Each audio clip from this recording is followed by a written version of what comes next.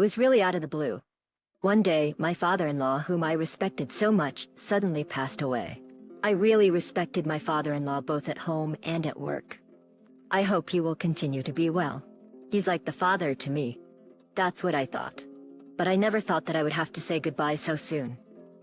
In the midst of my unceasing grief, I went to the funeral. But there was no seat for me. What? What does this mean? Aren't I supposed to sit with this family? My mother-in-law slowly approaches me. She grimaces and says, "Can a middle school graduate stay away from us? You should dare by yourself." At that moment, my eyes widened. That's terrible. She'd go this far just because she doesn't like me. How much more do you have to harass me? But soon after that, things took a drastic turn when someone made a shocking statement. My name is May. I am 30 years old. I am an ordinary employee of a company. I started working for this company 2 years ago. It was the beginning of my marriage to my husband Pete. We started dating 3 years ago and got married 2 years ago. Until then, I had been working for another company, but when we got married, I decided to move to a new place and quit my job. However, I would like to work until we have a child. As I was thinking this, my father-in-law, who's the president of the company, made me an offer like this. May, would you like to work for my company? What? In your company? Would love to have a diligent person like you. Wait a minute. If I join your company, it'll just cause trouble. Pete tells me you are a good girl who works hard. I trust you. That's why I'm recruiting you. But the truth is, there was one reason I hesitated to accept my father-in-law's offer. It is that I am not well educated. In a world where college graduates are the norm, I'm a junior high school graduate. It all started when my father passed away in the summer of my 30th junior high school. My mother, who had been a stay-at-home housewife until then, started work. But I guess she must have been reckless. She became physically unable to work full-time. Of course, I had a choice to go to high school with a scholarship. However, even if I had not taken a financial burden, my mother would still have to work to make ends meet.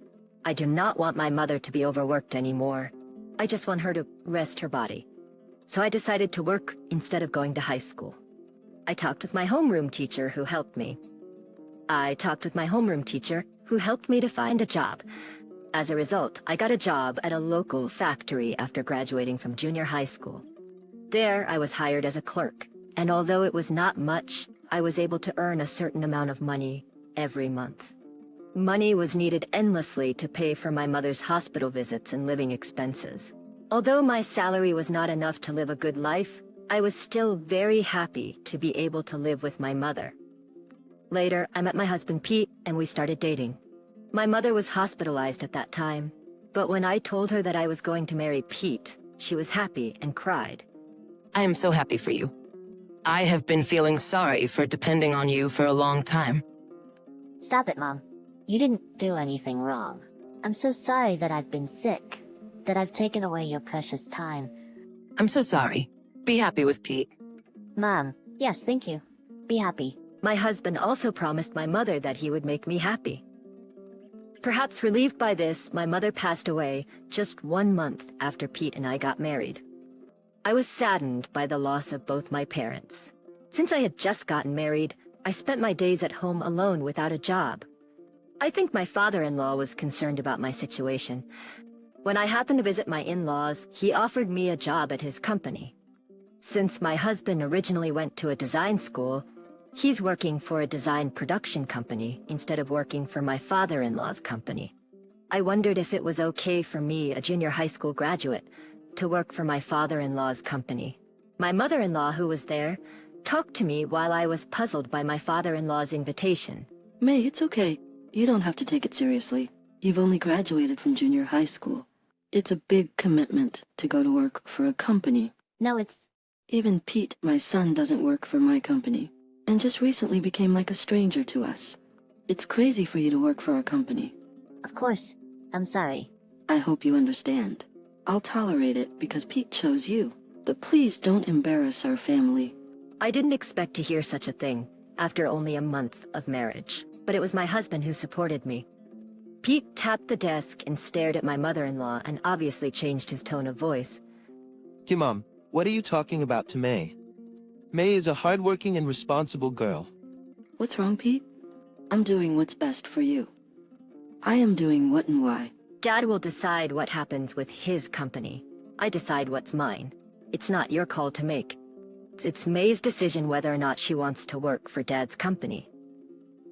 Hey, why are you so mad? You don't have to get so mad. Just don't say anything more to May. I'm sure she will adjust quickly at this company. My mother-in-law looks uninterested in my husband's words. I was sorry for making the atmosphere heavy, but I was honestly glad that someone expects something from me like this. After thinking about it for a while, I decided to work for my father-in-law's company. I started out doing manual tasks, but I guess the work suited me well. And gradually, I was given all kinds of jobs.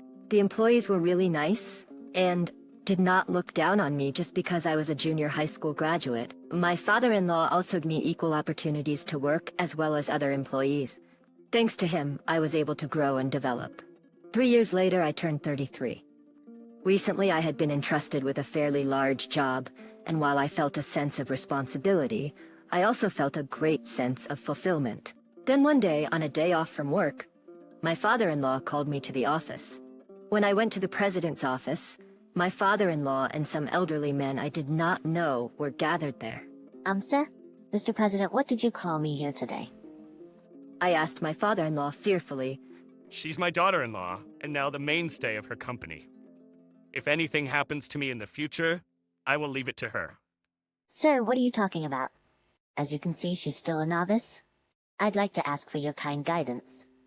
I look forward to your continued support to our company. Sir? Sir? I could only listen, but understanding why the men around me were uploading so warmly. I was told later that all the men were major shareholders of my father-in-law's company. My father-in-law introduced me to all of them, thinking that he could trust me with everything in case something happens to him. Father, you sure it's me and not Pete? When I asked him fearfully, he nodded his head and said happily, "Yes, I am." You were more capable than I had imagined. The other employees have acknowledged it.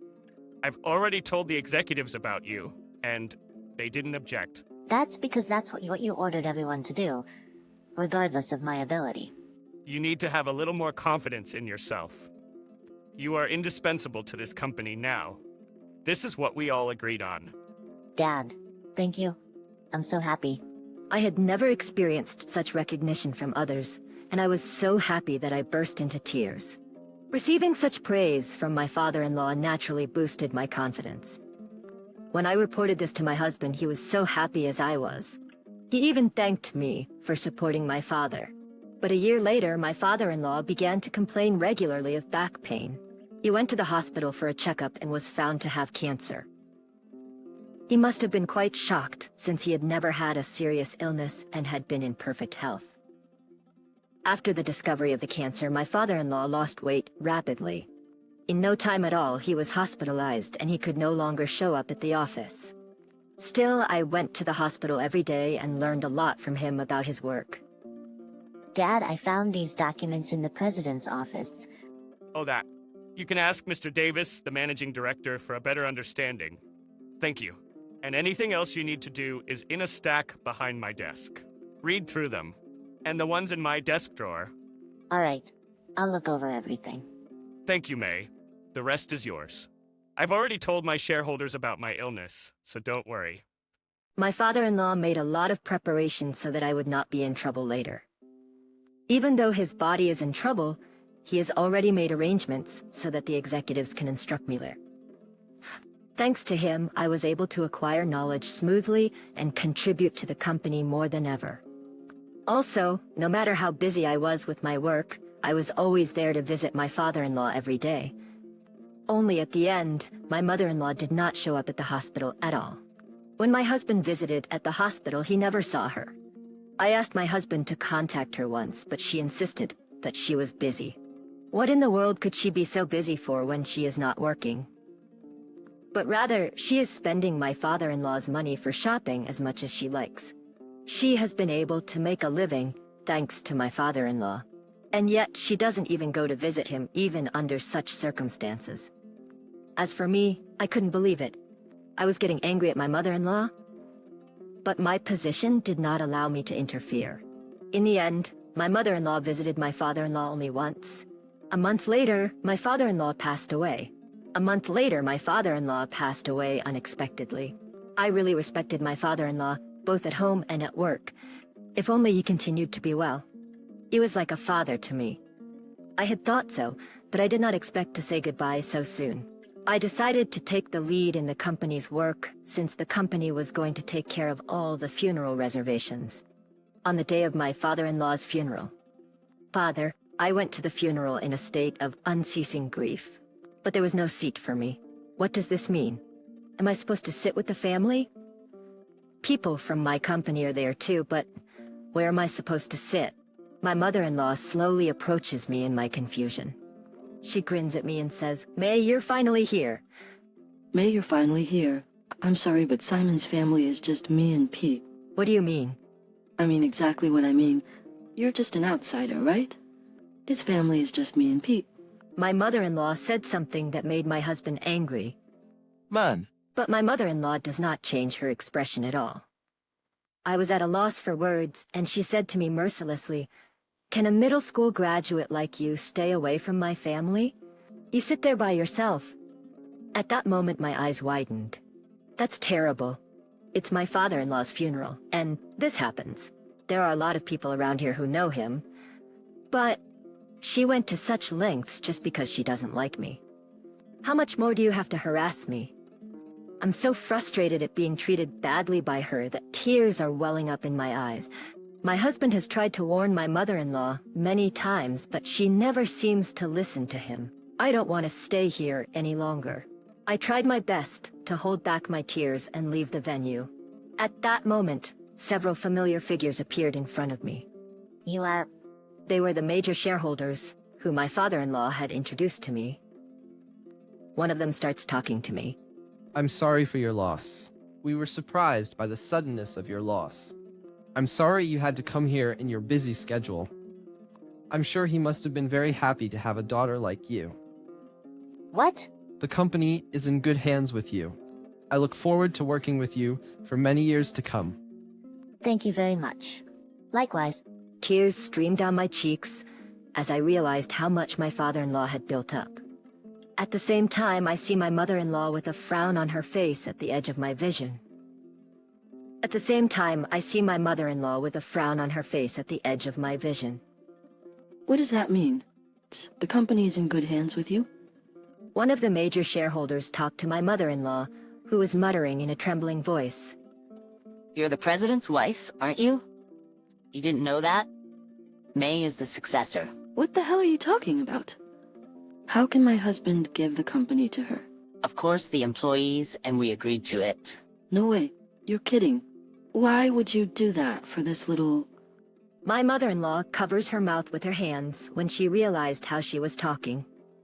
Seeing her like that, the shareholders seemed to have guessed something. They looked at my mother-in-law coldly and said in a casual tone, I understand now why the president entrusted May with the company. It's because you're like that. What do you mean?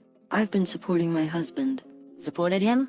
The boss told me that it was May who came to visit him every day, not you. That means May was recognized by the boss himself as a member of his family and the company. Isn't that right? My mother-in-law choked up at the shareholders' comments. She must have been humiliated because her face turned red, and she finally left the venue. After that, my husband and I sat together and the funeral ended without a hitch. My mother-in-law did not come back to the venue, probably because of the awkwardness. I found out after the funeral that my mother-in-law had been going to a lot of nightclubs. She withdrew money from my father-in-law's account without his permission. And when my father-in-law found out about it, he did not attack my mother-in-law directly, but just continued to collect evidence. He had already retained a lawyer, and all he had to do was to make a claim and file for divorce. Naturally, my father-in-law did not neglect the procedure to exclude my mother-in-law from his inheritance. Thereafter, she was finally disinherited. And in addition, she had to pay back all the money she had spent at the nightclub. Since my father-in-law has already passed away, the money is to be repaid to his surviving family. My mother-in-law will have to continue to repay the debt to her son. However, it is her own fault that all of this had happened. She took advantage of my father-in-law's money and disrespected me for a long time. She deserves it. On the other hand, I am still working for the company that my father-in-law left to me. I am making efforts day by day so that I will be proud to stand on the top one day under the guidance of the executives. I will make sure that this company that my father-in-law has built will continue.